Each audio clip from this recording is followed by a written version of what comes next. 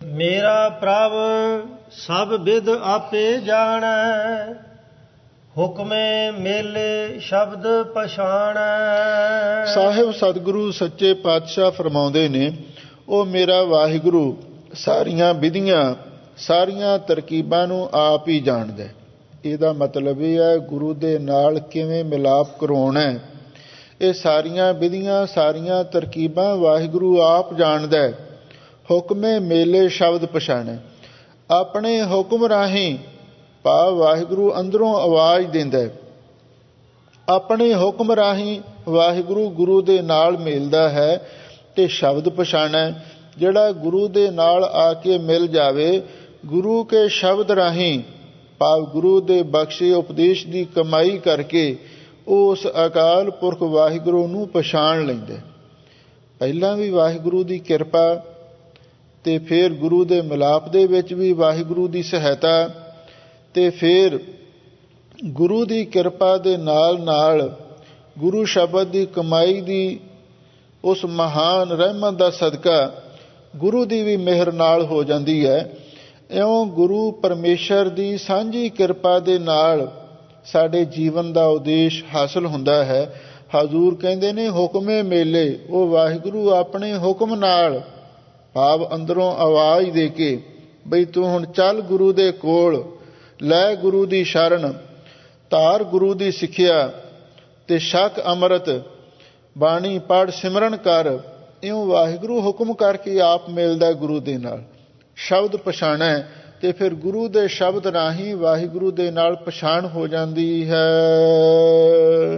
ਸਤਿਗੁਰ ਕੈ ਭੈ ਭਰਮ ਭਉ ਜਾਏ, ਭੈ ਰਾਜੈ ਸਚ ਰੰਗ ਸਮਾਏ ਰਹਾਉ। ਸਾਹਿਬ ਸਤਿਗੁਰੂ ਸੱਚੇ ਪਾਤਸ਼ਾਹ ਇਹਨਾਂ ਸਿਧਾਂਤ ਰੂਪ ਪੰਕਤੀਆਂ ਵਿੱਚ ਫਰਮਾਉਂਦੇ ਨੇ, ਭਾਈ ਸਤਿਗੁਰੂ ਦੇ ਭੈ ਦੇ ਵਿੱਚ ਰਹਿਣਾ ਚਾਹੀਦਾ।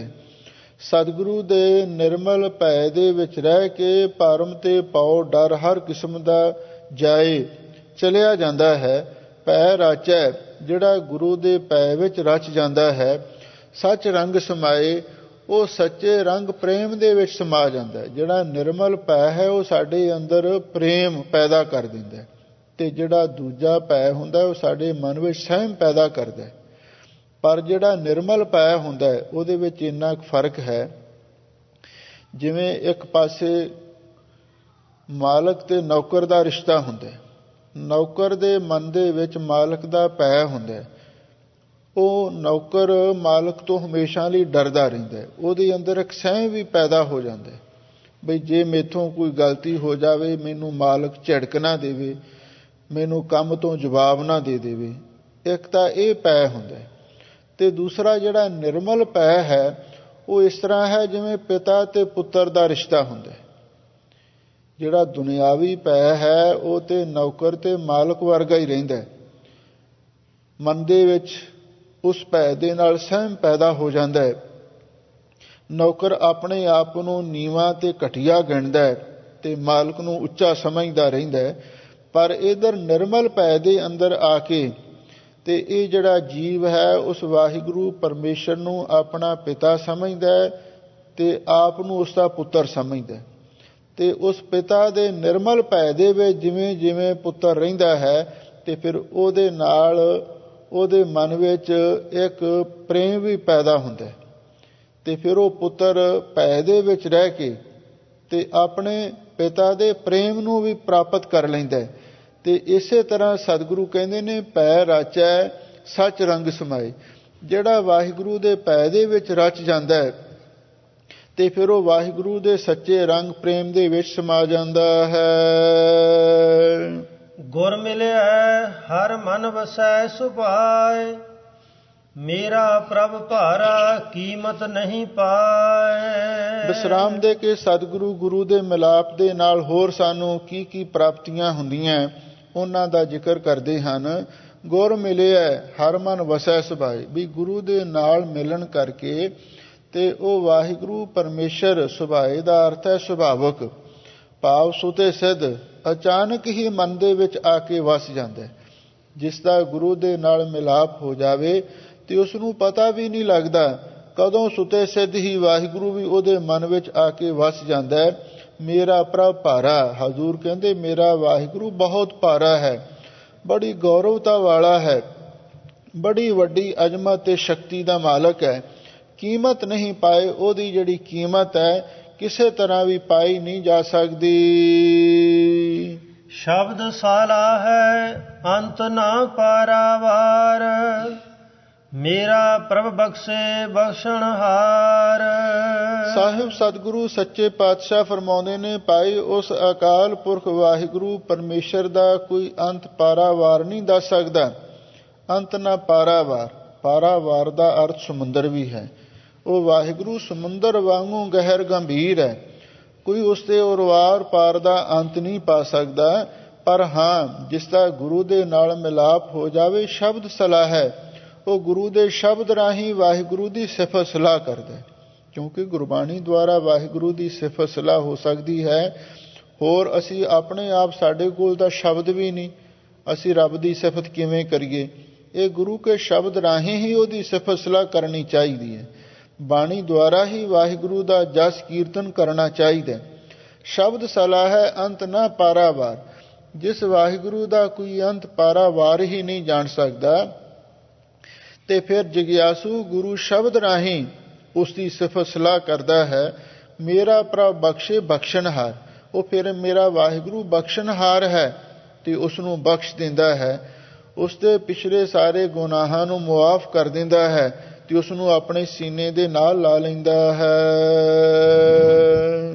ਗੁਰ ਮਿਲਿਆ ਸਭ ਮਤ ਬੁੱਧ ਹੋਏ, ਮਨ ਨਿਰਮਲ ਵਸੈ ਸੱਚ ਸੋਏ। ਸਾਹਿਬ ਸਤਿਗੁਰੂ ਸੱਚੇ ਪਾਤਸ਼ਾਹ ਫਰਮਾਉਂਦੇ ਨੇ, ਭਾਈ ਗੁਰੂ ਦੇ ਨਾਲ ਮਿਲਣ ਕਰਕੇ ਤੇ ਸਾਰੀ ਹੀ ਮਤ ਬੁੱਧ ਪ੍ਰਾਪਤ ਹੋ ਜਾਂਦੀ ਹੈ। ਇਹਦਾ ਮਤਲਬ ਇਹ ਹੈ, ਜਿਹੜੀ ਆਤਮ ਵਿਸ਼ੈਣੀ ਬੁੱਧੀ ਹੈ ਤੇ ਸਿਮਰਨ ਵਾਲੀ ਮਤ ਹੈ, ਇਹ ਵੀ ਗੁਰੂ ਦੇ ਨਾਲ ਮਿਲਣ ਕਰਕੇ ਹੀ ਪ੍ਰਾਪਤ ਹੁੰਦੀ ਹੈ। ਉਹ ਤੋਂ ਮਤ ਮੇਰੇ ਹਿਰਦੈ ਤੂੰ ਆਓ, ਤੇ ਆਵੋ ਗਾਵੋ ਗੁਣ ਗੋਬਿੰਦਾ, ਅਤ ਪ੍ਰੀਤਮ ਮੋਹਿ ਲਾਗੈ ਨਾਉ। ਇਹ ਹੈ ਸ੍ਰੇਸ਼ਟ ਮਤ, ਸਿਮਰਨ ਵਾਲੀ ਮਤ। ਸਾ ਮਤ ਦੇਹੋ ਦਇਆਲ ਪ੍ਰਭ, ਜੇ ਤੁਮ ਹੈ ਅਰਾਧਾ, ਨਾਨਕ ਮੰਗੈ ਦਾਨ ਪ੍ਰਭ, ਰੇਣ ਪਗ ਸਾਧਾ। ਜਿਹੜੀ ਸਿਮਰਨ ਵਾਲੀ ਮਤ ਹੈ ਤੇ ਆਤਮ ਵਿਸ਼ੈਣੀ ਬੁੱਧੀ ਹੈ, ਇਹ ਵੀ ਗੁਰੂ ਦੇ ਨਾਲ ਮਿਲਣ ਕਰਕੇ ਹੀ ਇਹ ਸਭ ਮਤ ਬੁੱਧ ਪ੍ਰਾਪਤ ਹੁੰਦੀ ਹੈ। ਮਨ ਨਿਰਮਲ ਵਸੈ ਸੱਚ ਸੋਏ। ਹਜ਼ੂਰ ਕਹਿੰਦੇ, ਜਦੋਂ ਸਿਮਰਨ ਵਾਲੀ ਮਤ ਤੇ ਆਤਮ ਵਿਸ਼ੈਣੀ ਬੁੱਧੀ ਪ੍ਰਾਪਤ ਹੋ ਜਾਂਦੀ ਹੈ, ਮਨ ਨਿਰਮਲ, ਫਿਰ ਇਹ ਮਨ ਵੀ ਅੰਦਰੋਂ ਨਿਰਮਲ ਹੋ ਜਾਂਦਾ ਹੈ। ਤੇ ਵਸੈ ਸੱਚ ਸੋਏ, ਜਦੋਂ ਮਨ ਨਿਰਮਲ ਹੋ ਜਾਵੇ, ਫਿਰ ਇਹਦੇ ਵਿੱਚ ਆ ਕੇ ਭਾਈਓ ਸੱਚ ਸਰੂਪ ਵਾਹਿਗੁਰੂ ਆਪ ਵਸਦਾ ਹੈ। ਜਿੰਨਾ ਚਿਰ ਤੱਕ ਹਿਰਦਾ ਸ਼ੁੱਧ ਨਹੀਂ, ਉਹਨਾਂ ਚਿਰ ਤੱਕ ਵਾਹਿਗੁਰੂ ਵੀ ਸਾਡੇ ਅੰਦਰ ਨਹੀਂ ਆ ਸਕਦਾ। ਪਹਿਲਾਂ ਆਪਣੇ ਹਿਰਦੇ ਨੂੰ ਸ਼ੁੱਧ ਕਰਨਾ ਪਵੇਗਾ। ਉਹ ਕਿਵੇਂ ਹੁੰਦਾ ਹੈ? ਉਹ ਸਿਮਰਨ ਵਾਲੀ ਮਤ ਨਾਲ, ਗੁਰੂ ਦੀ ਬਖਸ਼ੀ ਸਿਮਰਨ ਵਾਲੀ ਮਤ ਨਾਲ ਤੇ ਆਤਮ ਵਿਸ਼ੈਣੀ ਬੁੱਧੀ ਦੇ ਨਾਲ ਹੀ ਇਹ ਮਨ ਨਿਰਮਲ ਹੁੰਦਾ ਹੈ। ਜਦੋਂ ਮਨ ਨਿਰਮਲ ਹੋ ਜਾਵੇ ਤੇ ਫਿਰ ਉਹ ਸੱਚ ਸਰੂਪ ਵਾਹਿਗੁਰੂ ਆਪ ਆ ਕੇ ਵਸ ਜਾਂਦਾ ਹੈ। ਸਾਚ ਵਸੈ ਸਾਚੀ ਸਭ ਕਾਰ, ਊਤਮ ਕਰਨੀ ਸ਼ਬਦ ਵਿਚਾਰ। ਸਾਹਿਬ ਸਤਿਗੁਰੂ ਸੱਚੇ ਪਾਤਸ਼ਾਹ ਫਰਮਾਉਂਦੇ ਨੇ, ਸਾਚ ਵਸਿਆ, ਵੀ ਸੱਚ ਦੇ ਵਿੱਚ ਵਸ ਜਾਣ ਕਰਕੇ ਸਾਚੀ ਸਭ ਕਾਰ, ਜਿਹੜੀ ਜੀਵਨ ਦੀ ਸਾਰੀ ਹੀ ਕਾਰ ਦਾ ਅਰਥ ਹੈ ਕਰਨੀ ਹੈ, ਇਹ ਸਾਰੀ ਹੀ ਸਾਚੀ ਦਾ ਅਰਥ ਹੈ ਸਫਲੀ ਹੋ ਜਾਂਦੀ ਹੈ। ਇਹਦਾ ਮਤਲਬ ਇਹ ਹੈ, ਜਦੋਂ ਸੱਚ ਵਿੱਚ ਮਨੁੱਖ ਵਸਦਾ ਹੈ, ਜਾਂ ਇਉਂ ਕਹਿ ਦਿਓ ਬਈ ਜਦੋਂ ਸੱਚ ਇਹਦੇ ਅੰਦਰ ਆ ਕੇ ਵਸ ਜਾਂਦਾ ਹੈ, ਜਾਂ ਇਹ ਸੱਚ ਦੇ ਵਿੱਚ ਆ ਕੇ ਵਸ ਜਾਵੇ, ਫਿਰ ਇਹਦੀ ਸਾਰੀ ਜੀਵਨ ਦੀ ਕਾਰ ਕਰਨੀ ਵੀ ਸੱਚੀ ਹੋ ਜਾਂਦੀ ਹੈ। ਕਿਉਂਕਿ ਇੱਕ ਹੈ ਸੱਚੀ ਕਰਨੀ, ਦੂਸਰੀ ਹੈ ਝੂਠੀ ਕਰਨੀ। ਜਿਹੜੇ ਪਖੰਡੀ ਲੋਕ ਜੋ ਵੀ ਕੁਛ ਕਰਦੇ ਨੇ, ਉਹਨਾਂ ਦੀ ਕਰਨੀ ਝੂਠੀ ਹੁੰਦੀ ਹੈ, ਤੇ ਗੁਰਮੁਖਾਂ ਦੀ ਕਰਨੀ ਸੱਚੀ ਹੁੰਦੀ ਹੈ।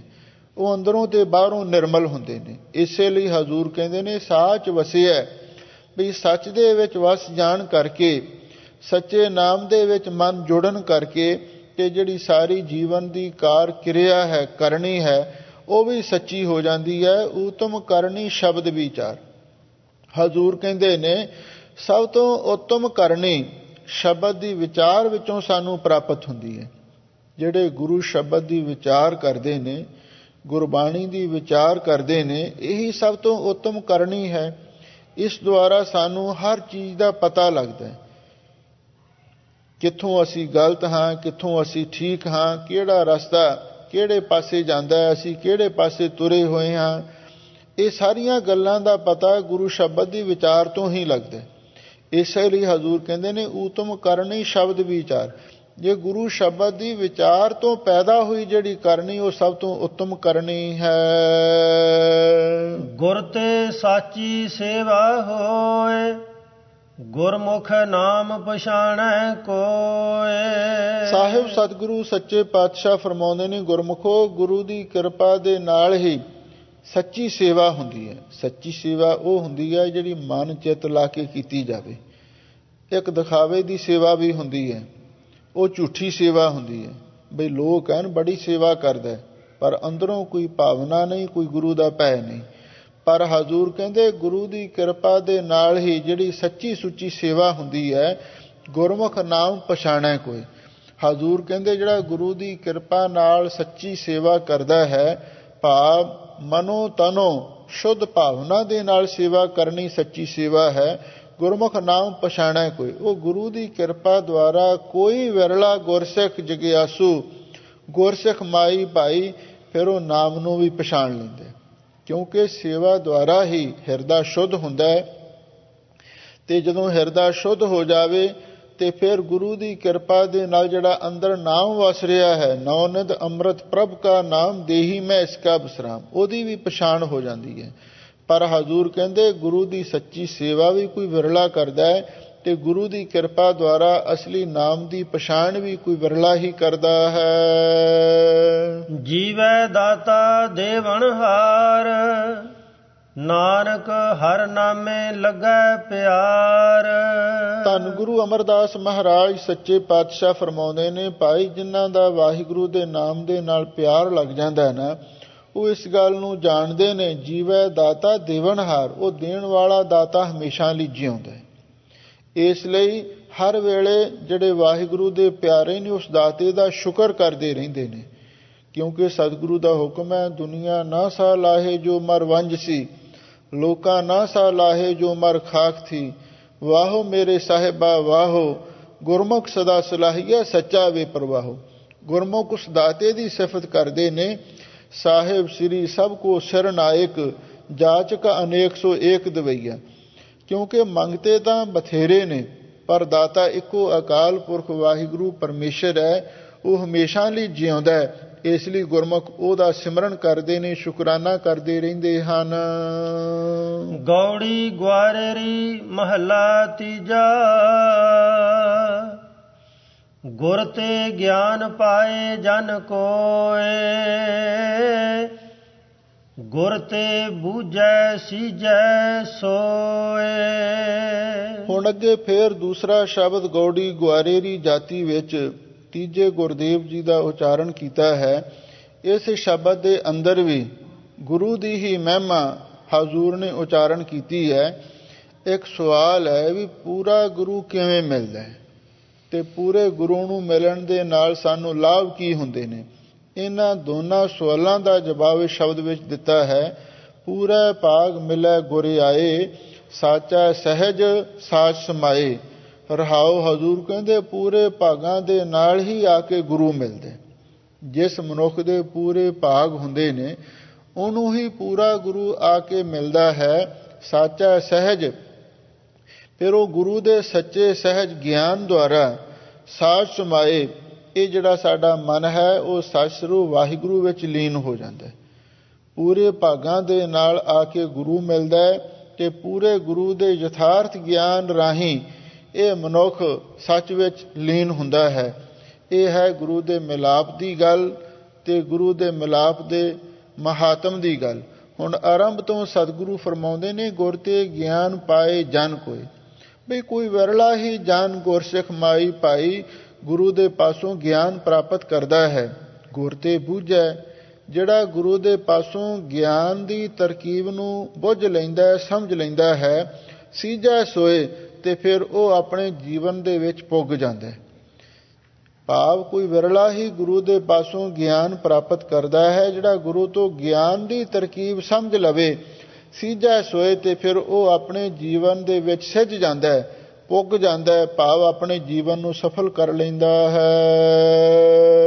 ਗੁਰ ਤੇ ਸਹਿਜ ਸਾਚ ਵਿਚਾਰ, ਗੁਰ ਤੇ ਪਾਏ ਮੁਕਤ ਦੁਆਰ। ਸਾਹਿਬ ਸਤਿਗੁਰੂ ਸੱਚੇ ਪਾਤਸ਼ਾਹ ਫਰਮਾਉਂਦੇ ਨੇ, ਗੁਰ ਤੇ ਸਹਿਜ, ਵੀ ਗੁਰੂ ਦੀ ਕਿਰਪਾ ਦੁਆਰਾ ਹੀ ਸਹਿਜ ਗਿਆਨ ਪ੍ਰਾਪਤ ਹੁੰਦਾ ਹੈ, ਤੇ ਸਾਚ ਵਿਚਾਰ, ਗੁਰੂ ਦੀ ਕਿਰਪਾ ਦੇ ਨਾਲ ਹੀ ਸੱਚਾ ਵਿਚਾਰ ਸਾਨੂੰ ਹਾਸਲ ਹੁੰਦਾ ਹੈ। ਭਾਵ ਯਥਾਰਥ ਗਿਆਨ ਵੀ ਤੇ ਯਥਾਰਥ ਵਿਚਾਰ ਵੀ ਗੁਰੂ ਦੀ ਕਿਰਪਾ ਨਾਲ ਹੀ ਪ੍ਰਾਪਤ ਹੁੰਦੀ ਹੈ। ਗੁਰ ਤੇ ਪਾਏ ਮੁਕਤ ਦੁਆਰ, ਗੁਰੂ ਦੀ ਕਿਰਪਾ ਦੇ ਨਾਲ ਹੀ ਜੋ ਮੁਕਤੀ ਦਾ ਦੁਆਰ ਹੈ, ਮੁਕਤੀ ਦਾ ਸਾਧਨ ਹੈ ਗਿਆਨ ਤੇ ਬ੍ਰਹਮ ਵਿਚਾਰ ਪ੍ਰਾਪਤ ਹੁੰਦੀ ਹੈ। ਪੂਰੇ ਭਾਗ ਮਿਲੈ ਗੁਰ ਆਏ, ਸਾਚੈ ਸਹਿਜ ਸਾਚ ਸਮਾਏ ਰਹਾ। ਸਾਹਿਬ ਸਤਿਗੁਰੂ ਸੱਚੇ ਪਾਤਸ਼ਾਹ ਇਹਨਾਂ ਸਿਧਾਂਤ ਰੂਪ ਪੰਕਤੀਆਂ ਵਿੱਚ ਫਰਮਾਉਂਦੇ ਨੇ ਵੀ ਉਹ ਪੂਰਾ ਗੁਰੂ ਪੂਰੇ ਭਾਗਾਂ ਦੇ ਨਾਲ ਹੀ ਆ ਕੇ ਮਿਲਦਾ ਹੈ, ਤੇ ਫਿਰ ਉਸ ਪੂਰੇ ਗੁਰੂ ਦੇ ਰਾਹੀਂ ਸਾਚਾ ਸਹਿਜ ਸੱਚੇ ਗਿਆਨ ਨੂੰ ਪ੍ਰਾਪਤ ਕਰਕੇ ਇਹ ਜੀਵ ਸਾਚ ਸਮਾਏ ਸੱਚਰੂ ਵਾਹਿਗੁਰੂ ਦੇ ਵਿੱਚ ਲੀਨ ਹੋ ਜਾਂਦਾ ਹੈ। ਗੁਰ ਮਿਲਿਆ ਤ੍ਰਿਸ਼ਨਾ ਅਗਨ ਬੁਝਾਏ, ਗੁਰ ਤੇ ਸ਼ਾਂਤ ਵਸੈ ਮਨ ਆਏ। ਰਹਾਉ ਵਿਸਰਾਮ ਦੇ ਕੇ ਹਜ਼ੂਰ ਅੱਗੇ ਫਰਮਾਉਂਦੇ ਨੇ, ਭਾਈ ਗੁਰੂ ਦੇ ਨਾਲ ਮਿਲਣ ਦੇ ਨਾਲ ਹੋਰ ਕੀ ਲਾਭ ਹੁੰਦੇ ਨੇ। ਗੁਰੂ ਦੇ ਨਾਲ ਮਿਲਣ ਕਰਕੇ ਹਜ਼ੂਰ ਕਹਿੰਦੇ ਨੇ ਗੁਰ ਮਿਲਿਆ, ਗੁਰੂ ਦੇ ਨਾਲ ਮਿਲਣ ਕਰਕੇ ਤ੍ਰਿਸ਼ਨਾ ਅਗਨ ਬੁਝਾਏ, ਤ੍ਰਿਸ਼ਨਾ ਦੀ ਅੱਗ ਨੂੰ ਵੀ ਬੁਝਾ ਲਈਦਾ। ਕਿਉਂਕਿ ਸਾਡੇ ਅੰਦਰ ਜਿਹੜੀ ਤ੍ਰਿਸ਼ਨਾ ਦੀ ਅੱਗ ਹੈ ਨਾ, ਉਹ ਗੁੱਝੀ ਅੱਗ ਹੈ। ਸਹਿਸ ਕਟੇ ਲੱਖ ਕੋ ਉਠ ਧਾਵੈ, ਤ੍ਰਿਪਤ ਨ ਆਵੈ ਮਾਇਆ ਪਾਛੈ ਪਾਵੈ, ਅਨਕ ਭੋਗ ਵਿਖਿਆ ਕੇ ਕਰੈ, ਨ ਤ੍ਰਿਪਤਾਵੈ ਖਪ ਖਪ ਮਰੈ, ਬਿਨਾ ਸੰਤੋਖ ਨਹੀਂ ਕੂ ਰਾਜੈ, ਸੁਪਨ ਮਨੋਰਥ ਬਿਰਥੇ ਸਭ ਕਾਜੈ। ਸੰਤੋਖ ਤੋਂ ਬਿਨਾਂ ਸਾਡੇ ਮਨ ਨੂੰ ਰੱਜ ਨਹੀਂ ਆ ਸਕਦਾ। ਗੁਰੂ ਦੇ ਨਾਲ ਮਿਲਣ ਕਰਕੇ ਇਹ ਜੀਵ ਤ੍ਰਿਸ਼ਨਾ ਦੀ ਅੱਗ ਨੂੰ ਬੁਝਾ ਲੈਂਦਾ ਹੈ। ਗੁਰ ਤੇ ਸ਼ਾਂਤ ਵਸੈ ਮਨ ਆਏ, ਤੇ ਗੁਰੂ ਦੀ ਕਿਰਪਾ ਦੇ ਨਾਲ ਹੀ ਮਨ ਵਿੱਚ ਆ ਕੇ ਸ਼ਾਂਤੀ ਵਸ ਜਾਂਦੀ ਹੈ। ਭਾਵ ਗੁਰੂ ਦੇ ਪਾਸ ਉਹ ਨਾਮ ਦਾ ਚੰਦਨ ਹੈ, ਬਲ ਤੋਂ ਜਲ ਤੋਂ ਤੌਕੀਆ ਗੁਰ ਚੰਦਨ ਸੀਤ ਲਾਇਓ। ਜਦੋਂ ਸਤਿਗੁਰੂ ਨਾਮ ਬਾਣੀ ਦੀ ਵਰਖਾ ਕਰਦੇ ਨੇ, ਸਾਡੇ ਮਨ ਨੂੰ ਨਾਮ ਦਾ ਬਾਣੀ ਦਾ ਅੰਮ੍ਰਿਤ ਰਸ ਪ੍ਰਾਪਤ ਹੋ ਜਾਂਦਾ ਹੈ, ਤੇ ਫਿਰ ਜਿਹੜੀ ਮਨ ਦੀ ਅੰਦਰਲੀ ਤਪਸ਼ ਹੈ, ਅੰਦਰਲੀ ਅੱਗ ਹੈ, ਉਹ ਸਾਰੀ ਬੁਝ ਜਾਂਦੀ ਹੈ, ਤੇ ਨਾਲ ਮਨ ਐਨ ਸ਼ਾਂਤ ਹੋ ਜਾਂਦਾ ਹੈ। ਇਸੇ ਲਈ ਤਾਂ ਸੁਖਮਨੀ ਸਾਹਿਬ ਬਾਣੀ ਵਿੱਚ ਪੰਜਵੇਂ ਗੁਰਦੇਵ ਨੇ ਫਰਮਾਇਆ ਹੈ, ਗੁਰੂ ਦੀ ਮਹਿਮਾ ਤਪਤ ਮਾਹੀ ਠੰਡ ਵਰਤਾਈ, ਅੰਧ ਪਿਆ ਦੁੱਖ ਨਾਠੇ ਪਾਈ। ਗੁਰੂ ਸਾਡੇ ਬਲ ਦੇ ਸੰਸਾਰ ਨੂੰ ਸ਼ਾਂਤੀ ਪ੍ਰਦਾਨ ਕਰਦਾ ਹੈ। ਇਸੇ ਲਈ ਹਜ਼ੂਰ ਕਹਿੰਦੇ ਨੇ ਗੁਰੂ ਦੇ ਨਾਲ ਮਿਲਣ ਕਰਕੇ ਹੀ ਮਨ ਵਿੱਚ ਆ ਕੇ ਸ਼ਾਂਤੀ ਵਸ ਜਾਂਦੀ ਹੈ। ਗੁਰ ਤੇ ਪਵਿੱਤ ਪਾਵਨ ਸੁਚ ਹੋਏ, ਗੁਰ ਤੇ ਸ਼ਬਦ ਮਿਲਾਵਾ ਹੋਏ। ਸਾਹਿਬ ਸਤਿਗੁਰੂ ਸੱਚੇ ਪਾਤਸ਼ਾਹ ਫਰਮਾਉਂਦੇ ਨੇ, ਭਾਈ ਗੁਰੂ ਦੀ ਕਿਰਪਾ ਦੇ ਨਾਲ ਤੇ ਜਿਹੜਾ ਇਹ ਜੀਵ ਹੈ ਤਨ ਕਰਕੇ ਵੀ ਪਵਿੱਤਰ ਹੋ ਜਾਂਦਾ ਹੈ, ਮਨ ਕਰਕੇ ਵੀ ਪਾਵਨ ਹੋ ਜਾਂਦਾ ਹੈ, ਤੇ ਬਾਣੀ ਕਰਕੇ ਵੀ ਸੁੱਚ ਸਾਫ਼ ਹੋ ਜਾਂਦਾ ਹੈ। ਗੁਰੂ ਦੀ ਕਿਰਪਾ ਦੇ ਨਾਲ ਮਨ, ਬਾਣੀ ਤੇ ਸਰੀਰ, ਇਹਨਾਂ ਤਿੰਨਾਂ ਦੇ ਵਿੱਚ ਹੀ ਪਵਿੱਤਰਤਾ ਆ ਜਾਂਦੀ ਹੈ।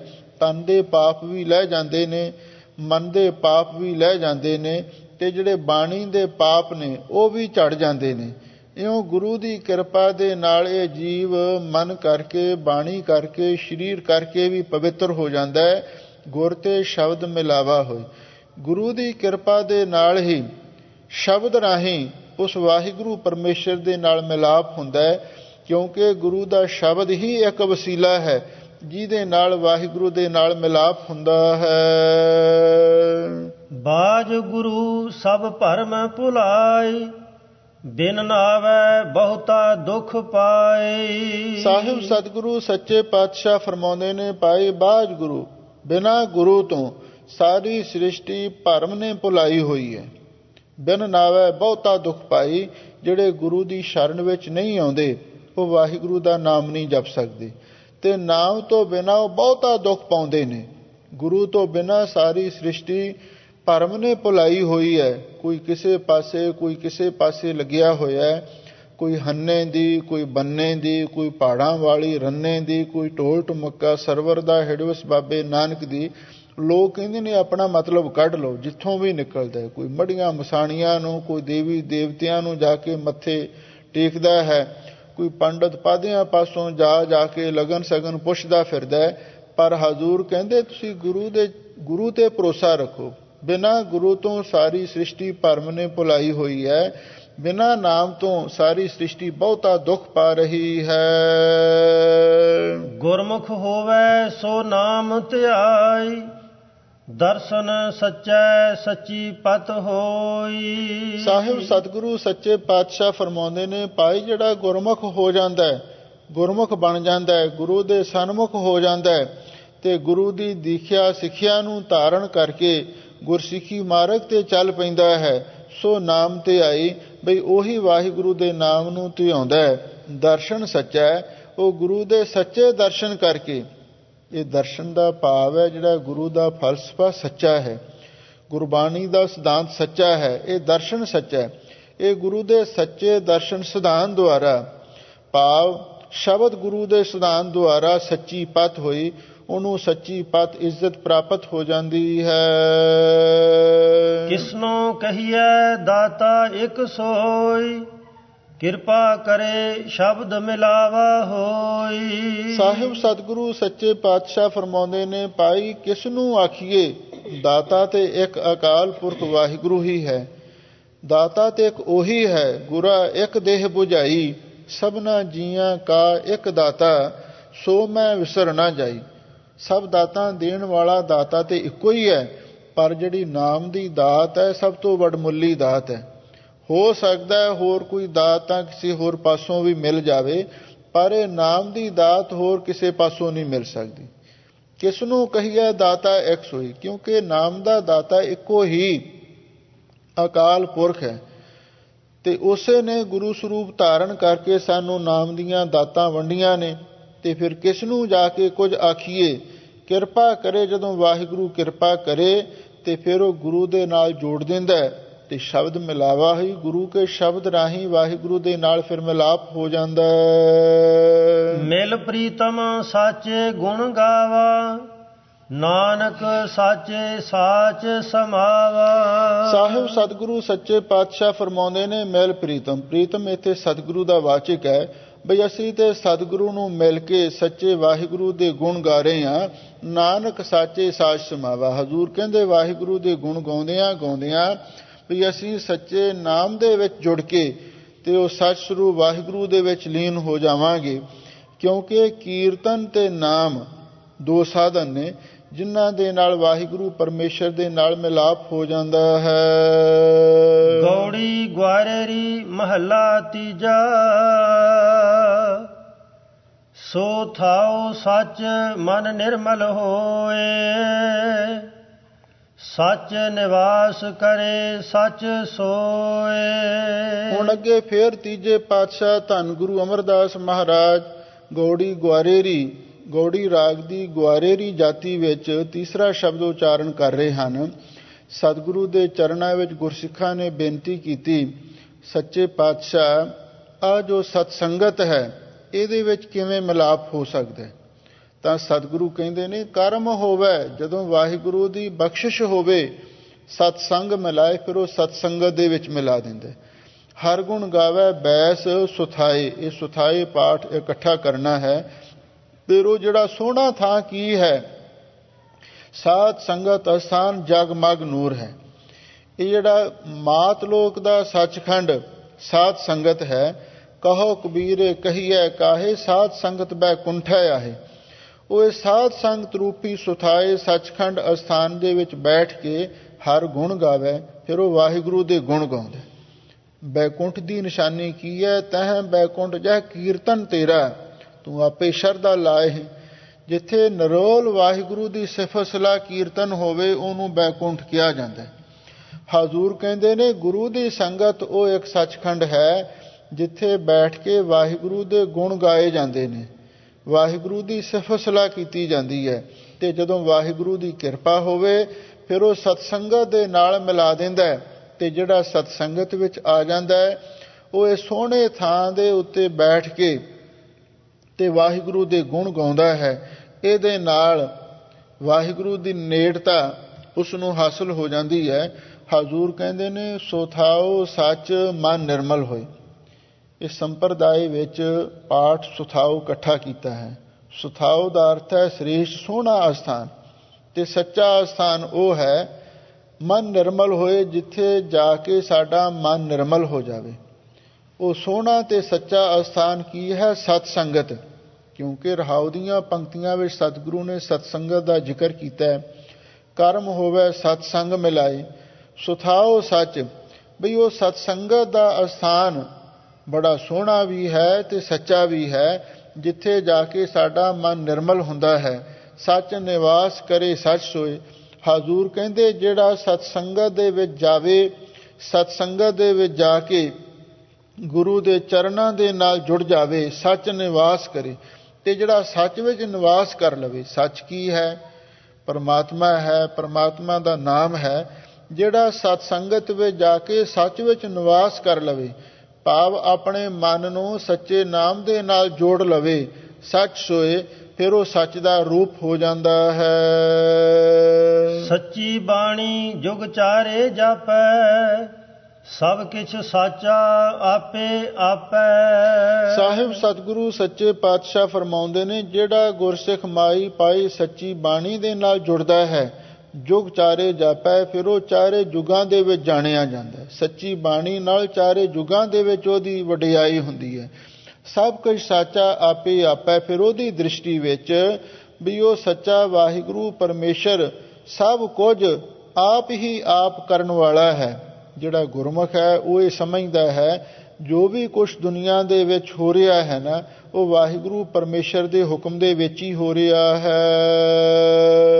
ਕਰਮ ਹੋਵੇ ਸਤ ਸੰਗ ਮਿਲਾਏ, ਹਰ ਗੁਣ ਗਾਵੇ ਬੈਸ ਸੁਥਾਏ ਰਹਾ। ਲੋ ਹਜ਼ੂਰ ਕਹਿੰਦੇ ਨੇ ਜਦੋਂ ਵਾਹਿਗੁਰੂ ਦੀ ਕਰਮ ਦਾ ਅਰਥ ਹੈ ਬਖਸ਼ਿਸ਼ ਹੁੰਦੀ ਹੈ, ਫਿਰ ਉਹ ਜੀਵ ਨੂੰ ਸਤਸੰਗਤ ਦੇ ਨਾਲ ਮਿਲਾ ਦਿੰਦਾ ਹੈ, ਗੁਰੂ ਦੀ ਸ਼ਰਨ ਵਿੱਚ ਭੇਜ ਦਿੰਦਾ ਹੈ। ਤੇ ਫਿਰ ਉਹ ਇਸ ਸੋਹਣੇ ਥਾਂ ਤੇ ਬੈਠ ਕੇ, ਕਿਉਂਕਿ ਸਾਧ ਸੰਗਤ ਬੈਕੁੰਠ ਅਸਥਾਨ ਹੈ, ਔਰ ਉਹ ਸਾਧ ਸੰਗਤ ਰੂਪੀ ਸੱਚਖੰਡ ਦੇ ਵਿੱਚ ਬੈਠ ਕੇ ਤੇ ਵਾਹਿਗੁਰੂ ਦੇ ਗੁਣ ਗਾਉਂਦਾ, ਸਿਫਤ ਸਲਾਹ ਕਰਦਾ ਹੈ, ਤੇ ਇੱਥੇ ਹੀ ਉਹਨੂੰ ਆਤਮਿਕ ਸੁਖ ਪ੍ਰਾਪਤ ਹੋ ਜਾਂਦਾ ਹੈ।